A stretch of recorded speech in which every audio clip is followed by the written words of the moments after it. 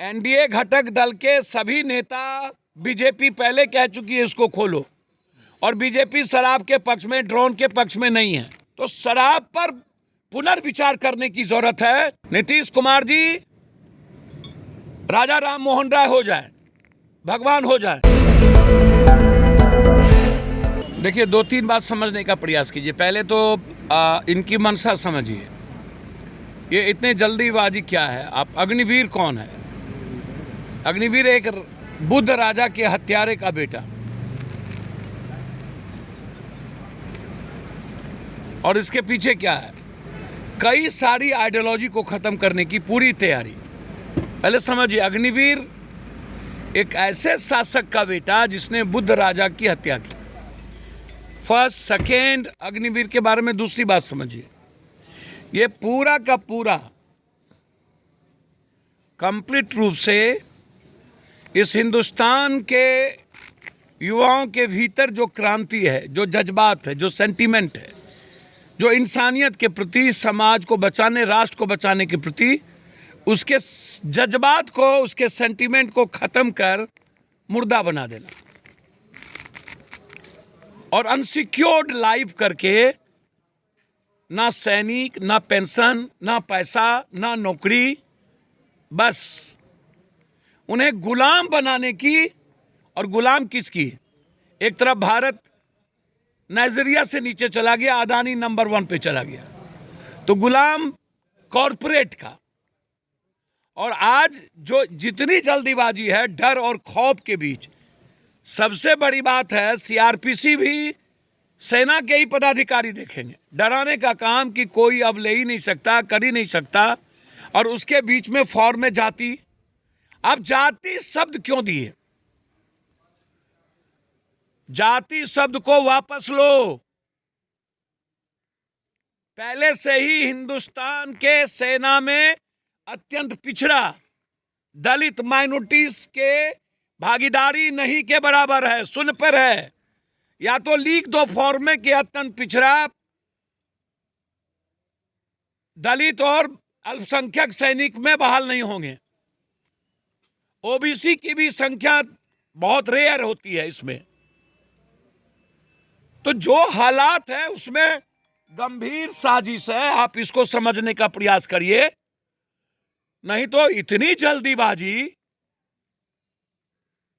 और दूसरा अंतिम बात समझने का प्रयास कीजिए, भारत वर्ल्ड के सबसे ज्यादा बेरोजगारी में हम हैं, और इंडिया में बिहार तीसरे नंबर पर। भारत की बेरोजगारी, इस पर कोई चर्चा नहीं होती है सिवाय हिंदू मुसलमान और सिवाय कॉरपोरेट के, सिवाय पीएफआई, सिवाय पाकिस्तान। तो आप अग्निवीर ला के तो आप चाइना को और बड़ी बड़ी कंट्री पाकिस्तान को तो आप मौका दे ही रहे हैं कि अब हमारी जो सेना है वो ना सैनिक है ना कुछ है, 3 साल के लिए है। जो लड़ने और मरने की जज्बात थी खत्म हो गई, अब तुमको जो मन हो करो। पहले से चीन हमारे भीतर है। तो ये जल्दीबाजी बिल्कुल गलत है। इस पर लोकसभा में बहस की आवश्यकता पर विपक्ष अड़े हुए है। इसको लोकसभा के कमेटी से लाना चाहिए।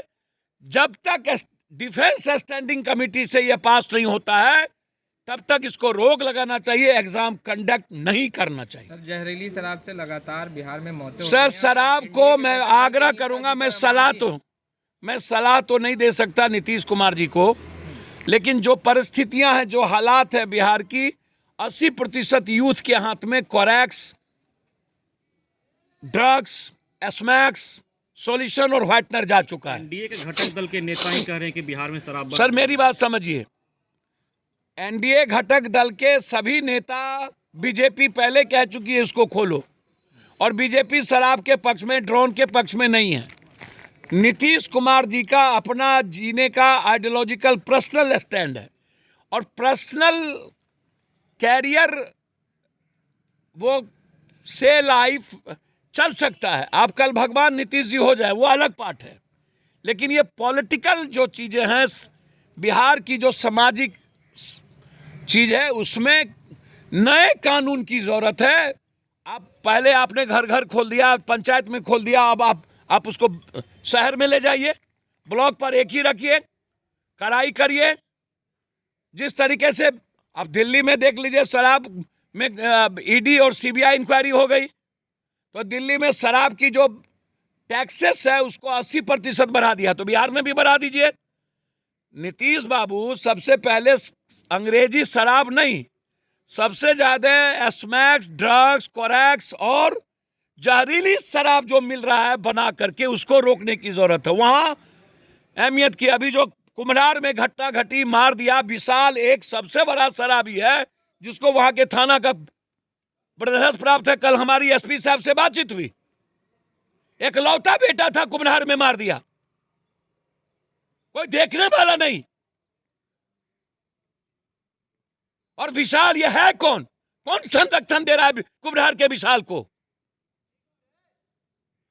और एसपी साहब ने कहा कि हम नहीं छोड़ेंगे।